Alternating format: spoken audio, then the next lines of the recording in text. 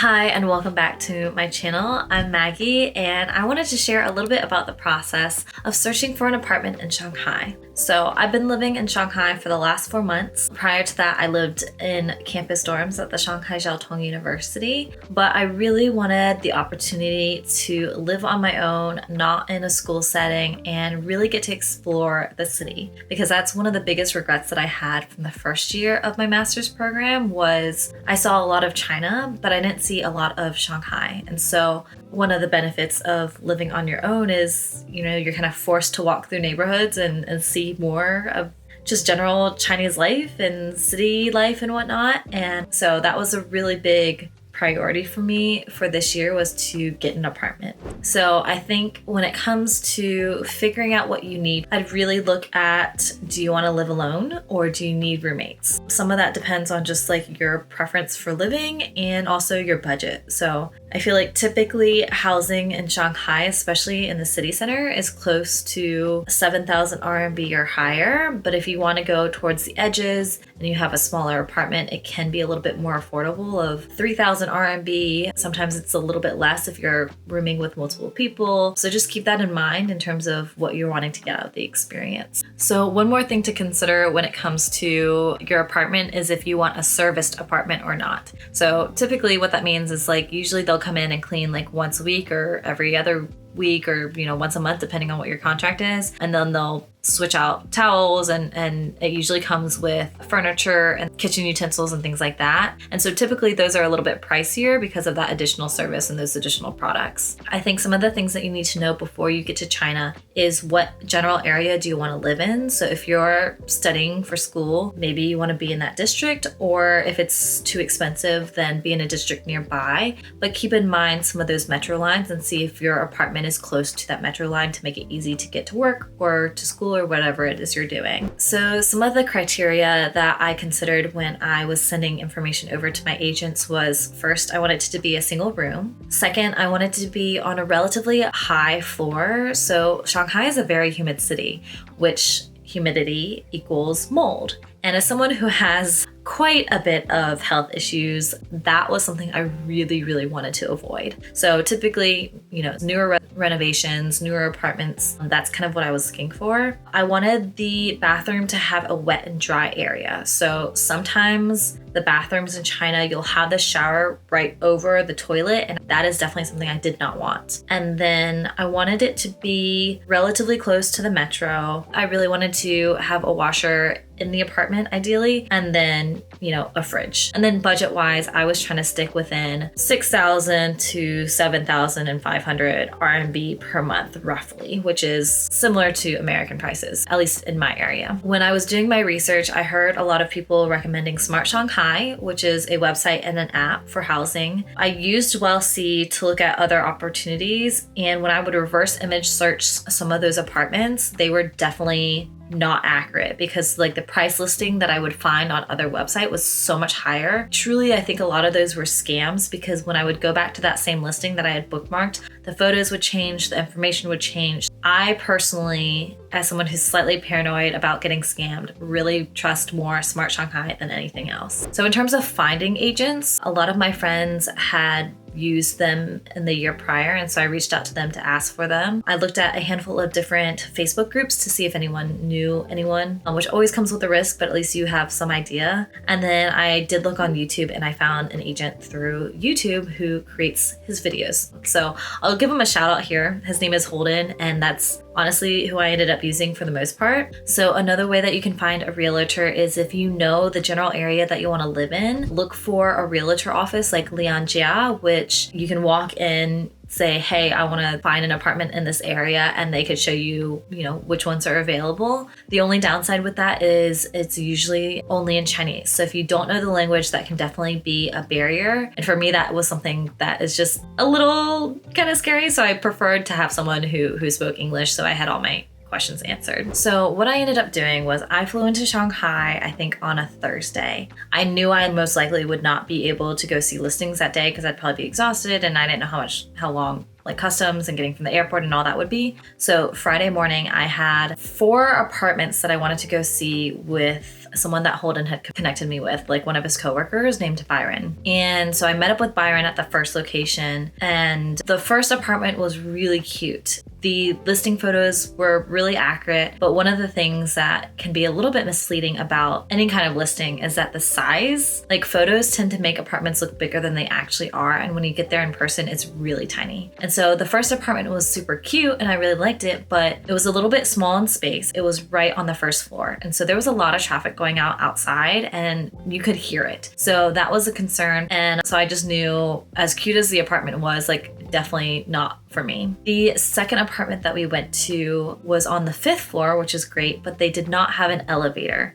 And I don't pack light, to say the least. And so I would have to be lugging up all of this luggage every single time I traveled or whatnot, up 5 flights of stairs. And then the apartment ended up being like decent, but like not super, super cute that I would really like it. And so also why it's so important to go and visit in person is because like these, real estate listings make it seem so like fresh and airy and bright. And then you see it in person and it's like a little bit dull and like dingy, and not that the photos are necessarily inaccurate, but obviously the lighting, contrast, editing, all that stuff can definitely change the feel of an apartment. So the third apartment, I think also was on the 1st floor, and it was cute. Like there was nothing wrong with it, but again, it just didn't give me the awe factor. And so at this point, I'm honestly kind of really discouraged because all of these listings like look amazing, but then you get to them and you just didn't really like them. And so I was like, oh my God, I might not end up with anything here. But one of the biggest tips I have for you is if your agent says, hey, do you want to go see this apartment? It's relatively close. Just say yes. Because we ended up going to this next apartment and there was an elevator, hallelujah, because it was on a much higher floor. And we walk through and I'm like, this is kind of cute. And we walk into the living room and there's a couch and then there's a separator, which I had seen this kind of layout in multiple different apartment listings. So I think it's pretty common where the bedroom has like a window into the living room, which, interesting choice. And then there was this beautiful view of a skyline. And then across the way, we could see like a tennis court on a roof and Jing'an Temple a little bit and some of the buildings that are over by school. And I was like, oh, wow, like, okay. And then the last apartment had like the most narrow stairs ever that honestly felt like a death trap. There's no way like I would be able to get up and down in the evenings without like breaking a leg possibly. And I was just like, wow, that fourth, listing that we had went to, that was not on my list that I had sent them, but I had seen the listings for it on Smart Shanghai, but I had dismissed it because I was like, oh, whatever. Ended up being my favorite out of the 5 that I had seen. And later that evening, I had planned on meeting with a different agent. So I was like, okay, well, I'm meeting with someone else. I'll get back to you later. And with this specific agent, it was one that my friend had used, and she ended up successfully getting an apartment through him. He was really sweet up front. Like he had picked her up from the airport and then took her around to look at different apartments, and she signed with him and all was good. But then a week later, he started messaging her saying, hey, my daughter's sick. Could you possibly lend me some money and all this other stuff, which is like highly inappropriate for a business relationship. After talking to some of her friends, we definitely feel like this was kind of a scam. I still ended up reaching out to him because one thing at least is like they will send you apartments that maybe you didn't see through Smart Shanghai that are on some other databases that you're not familiar with as a foreigner. And so if anything, you can at least get some ideas and then share it with the agent that you trust, and then maybe they can get access to that apartment. So that is what I was going in to with this mindset. There was a certain apartment that he had listed that was cheaper than I had seen on other sites. So it's the same apartment, but it was like 500 yuan cheaper or maybe like 1,000 yuan cheaper. I can't really remember, but it was a significant enough difference that I was like, well, maybe if he can get me the discount, it'll be fine. This is a very YOLO mindset. And so he had gotten in a car accident, so he could not actually drive me around. But we took a DD to these different locations, and I'm so glad that I had gone because honestly, one of these places was a very upscale, high-end apartment. It felt so bland, and I think maybe if I had gone during the day, it would feel more like the photos. But since I had gone at night, which partly was because he was caught up with some other clients, and so we had to keep pushing our time back, I really didn't like the apartment. And then a handful of other ones that we were supposed to go see with him, I guess either he failed to follow up a few days before or whatnot, but like they ended up having either been taken off the market or whatever. So that's the first one we went to. Like the lobby's beautiful. It's across a really like fancy hotel. What I was really hoping with this one was that since there was a gym in this apartment complex, that I wouldn't have to pay for a gym membership. But when I went to the gym, it was like really, really tiny. I felt super claustrophobic the moment I went in. There's really only cardio machines and then just like free weights, which like free weights are fine. But again, it's such a small gym. It was just not something that I feel I would have been satisfied with. And I would have used that as an excuse to never go to the gym. So I was honestly very disappointed in that second showing. And at the back of my mind, I kept thinking about this fourth apartment that I had gone and seen. And one thing to note though also is like apartments can come and go so quickly in Shanghai. So there was an apartment that I had seen at noon, and literally 2 hours later, it had been snatched up by someone else who had seen it maybe the day before or a few days before. So if you see something that you really, really love, like you know in your gut it's like really nice, it might be worth it to go ahead and at least put a deposit on it. It's not going to be a refundable deposit, but it's usually 1 month's rent. And so that helps give you a little bit of leeway of getting your ducks in a row. Technically, I still had 2 or 3 more showings on Saturday with the Here agency. My biggest concern with Here agency is that for the apartments that I was looking at, since I wasn't doing a shared apartment, my agent fee was going to be, I think, 100%, which is like honestly kind of crazy. Whereas normally it's only 35%. Typically, when it comes to like paying for apartments, you'll have either 1 or 2 months deposit, and then sometimes you then pay that first month of rent, and then you have 35% of 1 month's rent that goes to the agent. And that's how, traditionally it is in China, or at least in Shanghai, and from what I've seen online from other cities as well. And for that to be 100% to the agent, which is kind of mind-boggling. Like there is a lot of benefit to having someone take care of everything, but for me and my situation, I didn't think it was worth that. I was already skeptical about going to the ones on Saturday, and the Friday evening ones didn't really work out. And so I just went ahead and texted my agent Byron and Holden and was like, let's go with that fourth apartment. Like, can we go ahead and put the deposit? And I'm feeling anxious because like we had already seen that day how quickly sometimes apartments go, and I really wanted this apartment. And so I'm on the phone with my mom at the Bund talking about how the day has gone and whatnot. And then I'm texting my agents at the same time. And I'm like, hold on, mom. And then going back and forth. And it was really fun to finally get to have that apartment ready. So in China, negotiation is an art form, and it is not one that I have yet to master. But typically when it comes to pricing for your apartment, what the listing price is never the final price necessarily. And so depending on your agent and how well they negotiate, they can typically get that down. My apartment was $7,500 per month, and that's based on like a 12-month contract. Sometimes you can do 3 months, 6 months, or 12 months. It just really depends. And there might be certain stipulations of if you end your contract early, you still have to pay, the remaining 2 months or, whatever. Every contract's a little bit different. But my agent told me that, we're going to see if we can get your listing price down to $7,000 for the 12 months. And I was like, okay, great. That sounds,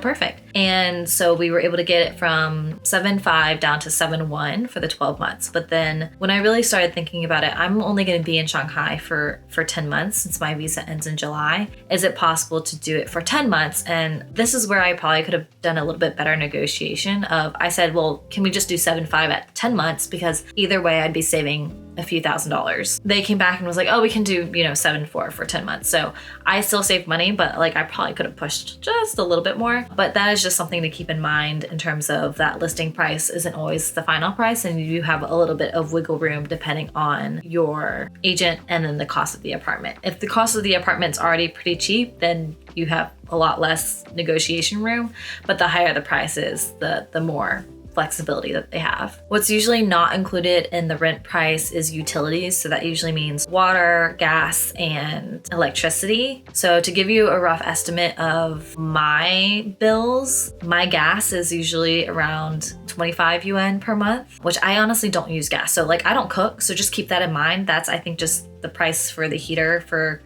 September through December, which I honestly haven't used the heater much at all. So that rate would normally, I think, be a little bit higher. My electricity in September was like 120 yuan because I had the air conditioning on all the time, and I'm also at home most of the time. So just keep that in mind as well. And then my water, I think, was like 40 yuan a month, or like maybe even cheaper. So honestly, it's not too bad. It just depends on your level of usage, and certain months, obviously, it'll be higher or lower depending on the weather outside. But just keep in mind that when it comes to factoring in costs, whether your rent includes those utilities or it doesn't. So on Saturday, I met with Byron, Holden, my 2 agents, and then the landlords. And so we would walk through the apartment, check out if there was any damage, look at the water pressure, check for any mold, anything broken, and making note of that in the contract so that they know when you leave that you didn't make that damage. And then definitely make sure to get photos and videos of everything when you first walk through.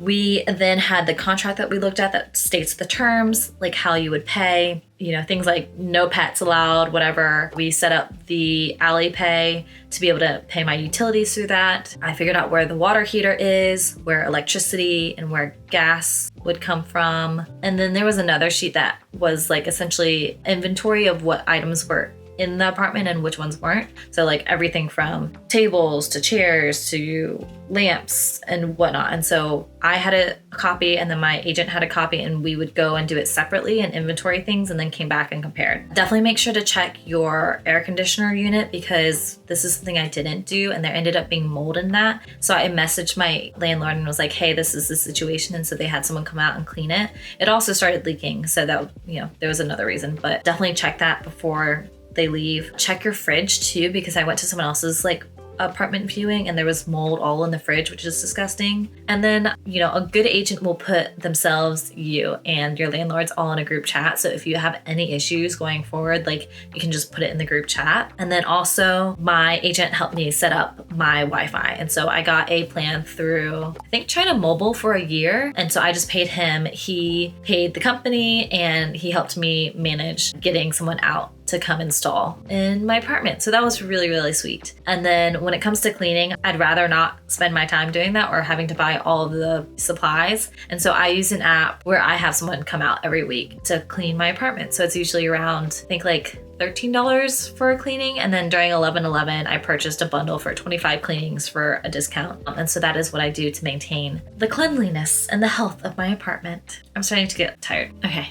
so by far, one of the best purchases for an apartment is a freaking vacuum. You can get a vacuum off of Taobao for 70 to 100 yuan. And for some reason, my apartment collects so much dust.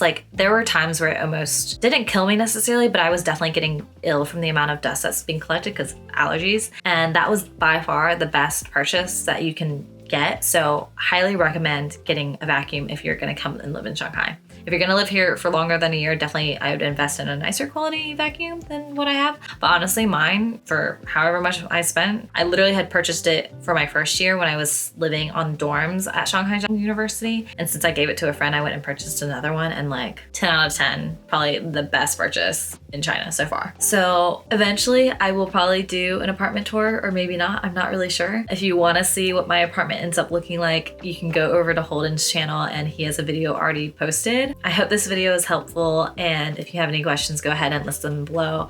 I'll also list the contact information for Byron and Holden, and I would definitely recommend them. They are both so sweet, and I still in contact with them in our group chats. So if you're coming to Shanghai or any part of China, I really hope that your apartment search goes smoothly, and I wish you the best of luck. If you're interested in this kind of content, like and subscribe, and I'll see you in the next video. Bye.